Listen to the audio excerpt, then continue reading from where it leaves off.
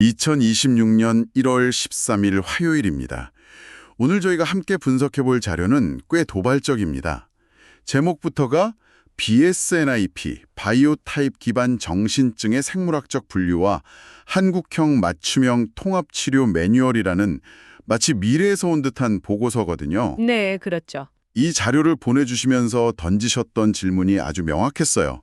정신질환을 바라보는 우리의 관점이 정말로 이 근본부터 바뀔 수 있는가? 근데 이 보고서는 그렇다. 그것도 아주 단호하게 대답하고 있습니다. 맞습니다. 우리가 지금까지 조현병이나 조울증처럼 증상을 묶어서 부르던 이름들이 2020년에는 거의 사라졌다고 주장하잖아요. 네, 이 보고서는 심지어 대분기, 그러니까 Great Bifurcation이라는 표현까지 쓰면서 거대한 패러다임의 전환을 선언하고 있습니다. 대분기요? 네. 비유하자면 열이 난다고 해서 그 원인을 전부 열병이라고 부르시는 않잖아요. 아, 그렇죠. 열의 원인이 바이러스인지 세균인지 자가면역 문제인지에 따라서 치료법이 완전히 달라지듯이 이 정신증 역시 마찬가지라는 겁니다. 겉으로 드러나는 증상이 아니라 뇌에서 실제로 어떤 고장이 일어나느냐. 바로 그 고장의 종류를 세 가지 바이오 타입으로 정의한 게 이 보고서의 핵심이군요. 네, 바로 그겁니다. 좋습니다. 그럼 이 새로운 정신의 지도는 어떻게 그려져 있는지, 그리고 이 지도가 환자들의 삶을 어떻게 바꾸어 놓았을지 지금부터 본격적으로 탐사해 보겠습니다. 가장 궁금한 지점부터 시작해보죠.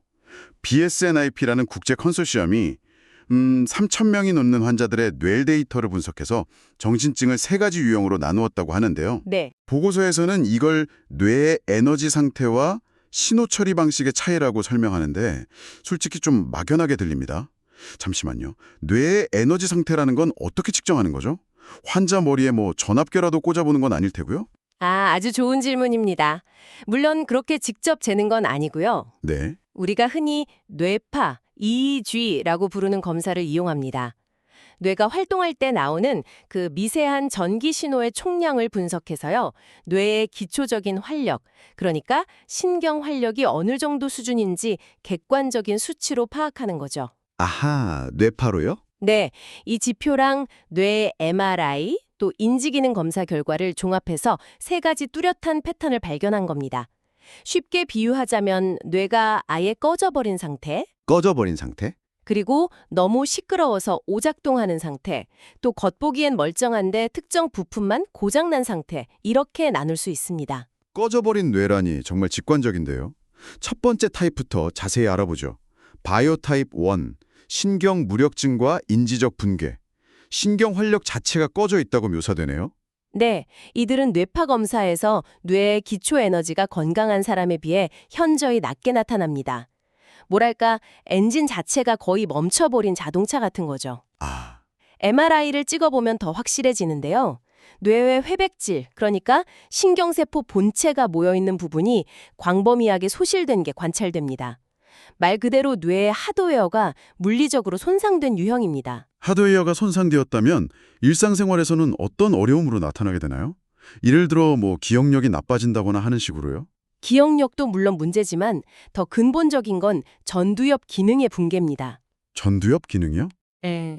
그래서 아주 간단한 과제? 예를 들어서 눈앞의 목표물을 따라가다가 갑자기 반대 방향을 보라고 지시했을 때 네네. 반사적으로 목표물을 계속 쳐다보려는 그 눈동자의 움직임을 억제하는 것조차 힘들어합니다. 아, 이런 단순한 억제 기능이 무너졌다는 건 복잡한 사회생활에 필요한 고차원적인 사고나 계획, 충동 조절이 거의 불가능한 상태라는 의미죠. 유전적 영향도 이 타입에서 가장 강하게 나타나고요. 그렇다면 과거의 진단명으로 보면 우리가 흔히 생각하는 조현병 환자 중에서도 예후가 가장 좋지 않았던 그룹과 거의 일치하겠군요. 맞습니다. 거의 정확하게 겹칩니다. 그럼 두 번째 타입은 정반대의 상황이겠네요.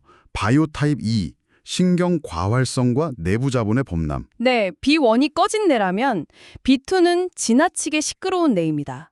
뇌파를 보면 에너지가 부족하진 않아요.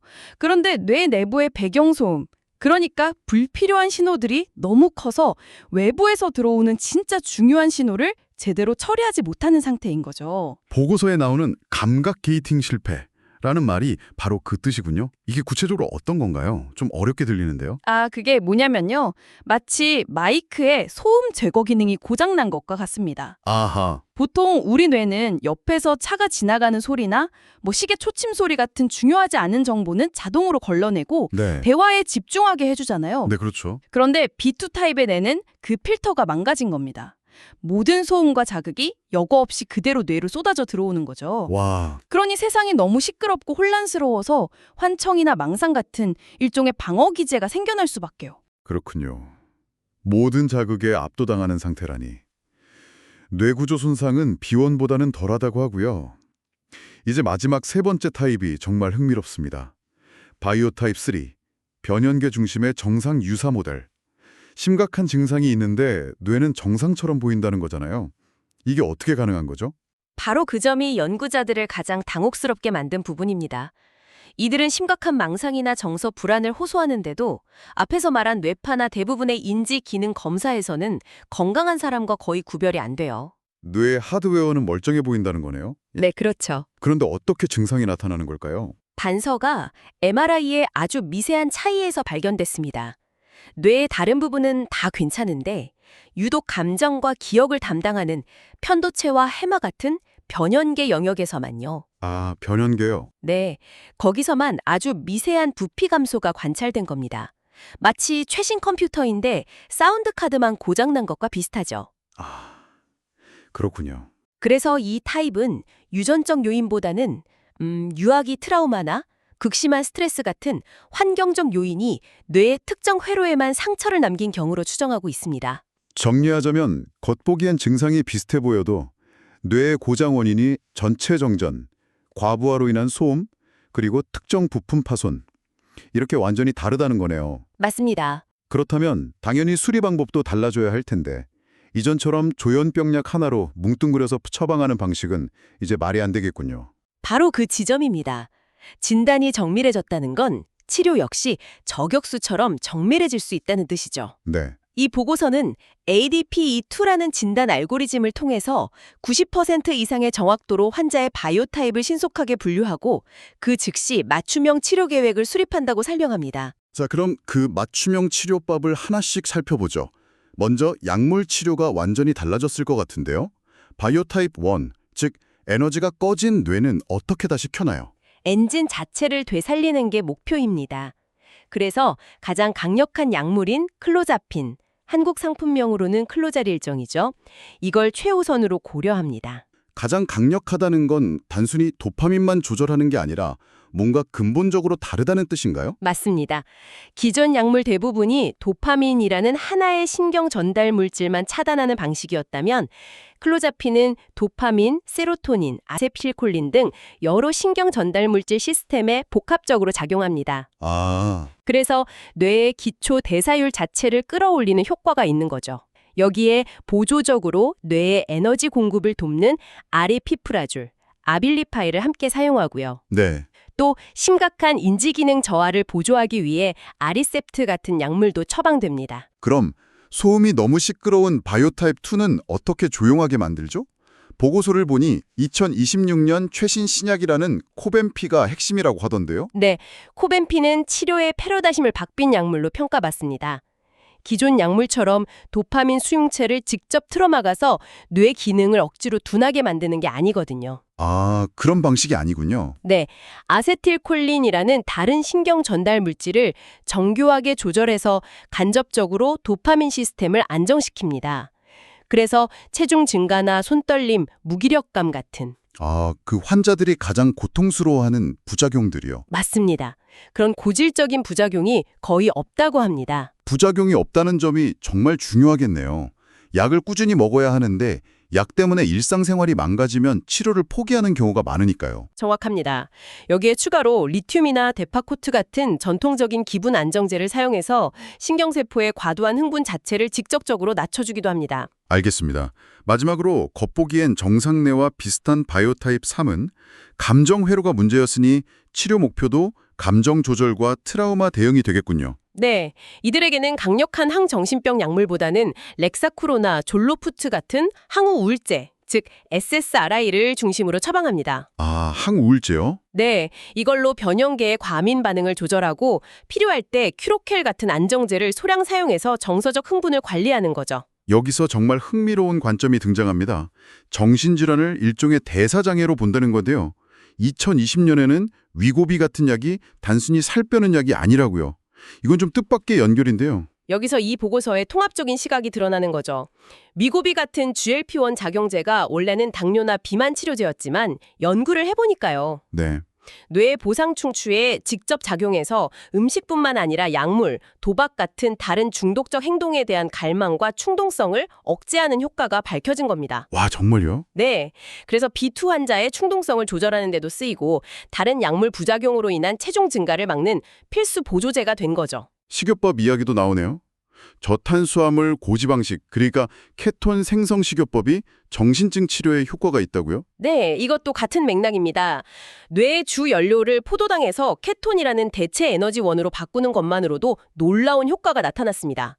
B1 환자에게는 부족한 뇌 에너지를 보충해주고 B2 환자의 뇌에서는 과도한 흥분을 유발하는 신경 전달 물질을 억제하는 효과가 대규모 임상 연구를 통해 증명되었다고 합니다. 약물과 식단을 넘어 이제 기계 치료 이야기로 넘어가 보죠. 경두계 자기자극술, TMS 말입니다. 뇌 회로를 물리적으로 직접 튜닝한다는 개념인데 뇌에 자기장을 쏜다니 약간 공상과학 영화 같기도 하고요. 많은 분이 그렇게 생각하시죠. 이게 정말 안전한 기술인가요? 환자에게는 어떤 느낌이죠? 네, 생각보다 훨씬 정교하고 안전한 기술입니다. 마치 특정 주파수에만 반응하는 라디오를 맞추는 것처럼요. 자기장으로 원하는 뇌 영역의 신경세포만 선택적으로 활성화하거나 억제하는 원리입니다. 아, 환자는 그냥 편안히 의자에 앉아 있으면 되고요. 시술 중에 톡톡하고 머리를 가볍게 두드리는 듯한 느낌만 듭니다. 그렇군요. 이 TMS 치료도 당연히 바이오 타입별로 다르게 접근하겠죠? 네, 접근 방식이 완전히 다릅니다. 에너지가 부족한 바이오 타입 1의 경우 기능이 저하된 왼쪽 전전두피질에 고조파 자극을 줍니다. 활성화시키는 거군요. 네, 엔진 시동을 걸어주듯 뇌 기능을 활성화시키는 거죠. 반대로 소음이 너무 심한 바이오 타입 2는 과도하게 흥분된 오른쪽 전전두피질에 저조파 자극을 주어서 내부 소음을 억제합니다. 아, 억제하고요. 네, 만약 환청이 특히 심하다면 소리를 처리하는 측도엽 보이를 직접 자극해서 소리를 줄이기도 하고요. 그럼 바이오 타입 3은요? 겉은 멀쩡하지만 감정 조절 회로가 문제였잖아요. 그 부분은 뇌 깊숙한 곳에 있지 않나요? 맞습니다. B3의 경우 일반 TMS로는 자극이 닿기 힘든 뇌신보의 정서 조절 회로에 접근해야 합니다. 아, 그래서 딥 TMS라는 특수 장비를 이용합니다. 이걸로 전 대상 피질 같은 깊은 영역을 직접 자극해서 정서적 균형을 회복시키는 치료를 진행합니다. 약물, 식단, 기계까지 뇌라는 하드웨어를 안정시키기 위한 정말 다각적인 접근이네요. 하지만 이걸로 충분할까요? 뇌라는 기계를 고치는 것만으로 그 안의 인간이 온전히 회복될 수 있을지는 의문입니다. 네. 보고서의 마지막 장이 바로 그 이야기를 다루고 있더군요. 네, 결국 이 모든 생물학적 치료는 그 다음 단계를 위한 준비 과정에 불과합니다. 하드웨어가 안정되면 손상된 뇌회로에 필요한 기술을 다시 가르치는 인지 교정 치료가 시작됩니다. 인지 교정 치료요? 네, 이건 마치 컴퓨터 포맷 2의 운영 체제랑 필수 프로그램을 다시 설치하는 것과 같아요. 구체적으로 어떤 식으로 진행되는 건가요? 예를 들어 사회적 인지 능력이 떨어진 B1 환자에게는 그룹 활동을 통해서 다른 사람의 표정이나 말투를 보고 의도를 파악하는 법, 또 상황에 맞게 적절히 반응하는 법을 반복적으로 훈련시키는 거죠. 뇌에 다시 각인시키는 거군요. 네, 더 나아가 이 보고서는 락항 정신분석의 관점을 도입해서요. 증상이 환자에게 어떤 의미를 갖는지 탐구해야 한다고 강조합니다. 아, 의미를요? 네, 증상을 단순히 없애야 할 병견이 아니라 그 사람이 세상과 관계 맺는 왜곡된 방식, 즉 그 사람의 일부로 이해하려는 시도입니다. 그 관점에서 보니 치료자의 역할도 완전히 달라지겠네요. 보고서에서 묘사한 비서, 작은 다리 같은 역할들이 인상적이었습니다. 생각이 완전히 흩어져 버린 비원 환자에게 치료자가 비서 역할을 한다는 건 어떤 의미죠? 비원 환자는 말 그대로 생각이 파편화되어 있기 때문에 이들의 횡설수설하는 말을 치료자가 잘 듣고 정리해서 당신이 지금 하고 싶은 말은 혹시 이런 뜻인가요? 라고 되물어주는 것만으로도 엄청난 치료적 효과가 있습니다. 아, 흩어진 셋낙의 조갯돌을 하나로 꿰어주는 질서의 축이 되어주는 거죠. 망상과 현실을 이어주는 작은 다리라는 표현은 더 흥미롭네요. 자신만의 세계에 갇힌 비투 환자를 대하는 방식일 텐데 자칫하면 치료자가 환자의 망상을 지지하거나 강화하는 것처럼 보일 수도 있지 않나요? 그 선을 어떻게 지키는 거죠? 굉장히 중요한 질문입니다. 여기서 핵심은 망상의 내용, 예를 들어 나는 CIA의 감시를 받고 있다. 이걸 믿어주는 게 아닙니다. 내용이 아니라? 네, 그 망상이 환자에게 어떤 기능을 하는지 이해하는 겁니다. CIA의 감시를 받는다는 느낌 때문에 세상이 무섭고 불안하시군요. 그 불안한 마음에 대해서 좀 더 이야기해볼까요? 이렇게 접근하는 거죠. 망상을 통해 그가 표현하고 싶어하는 진짜 감정, 즉 두려움이나 고립감과 소통하는 통로로 삼는 겁니다. 망상을 부정하지 않으면서도 현실과 연결하는 방법이군요. 그럼 과거 트라우마가 핵심인 B3 환자에게는 어떤 접근이 필요한가요? B3 환자에게는 과거의 상처를 현재의 언어로 안전하게 다시 이야기하고 그 의미를 재구성하도록 돕는 분석적 치료가 가장 중요합니다. 네. 말로 표현되지 못하고 몸의 증상이나 반복적인 행동으로만 나타났던 트라우마에 이름을 붙여주고 서사를 부여함으로써 마침내 과거로부터 벗어날 수 있게 돕는 거죠. 자, 오늘 저희가 함께 분석해본 2026년의 정신의학 보고서 어떠셨나요? 증상이라는 껍데기 너머에 있는 뇌라는 기계의 고장 원인을 세 가지로 나누고 그에 맞는 신약, 대사치료, TMS 같은 정밀한 도구들로 수리하는 모습이 그려졌습니다. 하지만 결국 이 모든 기술이 가리키는 방향은 명확합니다. 고장난 뇌를 수리하는 것을 넘어서 그 안에서 고통받는 한 인간이 다시 세상과 연결되고 자기 삶의 의미를 찾아가도록 돕는 것. 네. 가장 차가운 과학과 가장 따뜻한 철학이 만나는 통합의학의 미래상이라고 할 수 있겠습니다. 오늘날 우리는 몸이 아프면 혈액검사나 CT 촬영을 통해 원인을 찾는 것을 당연하게 생각합니다. 어쩌면 이 보고서가 그리는 미래에는 마음의 고통 역시 이렇게 눈에 보이는 데이터와 생물학적 증거를 기반으로 이해하고 치료하는 날이 올 겁니다. 그렇다면 여기서 한 걸음 더 나아가 이런 질문을 던져볼 수 있겠네요. 나의 생각, 감정, 의식마저도 뇌라는 기계의 작동 원리로 설명될 수 있다면 과연 기계 너머에 존재하는 나라는 존재의 본질은 무엇일까요? 한 번쯤 생각해 보시면 좋겠습니다.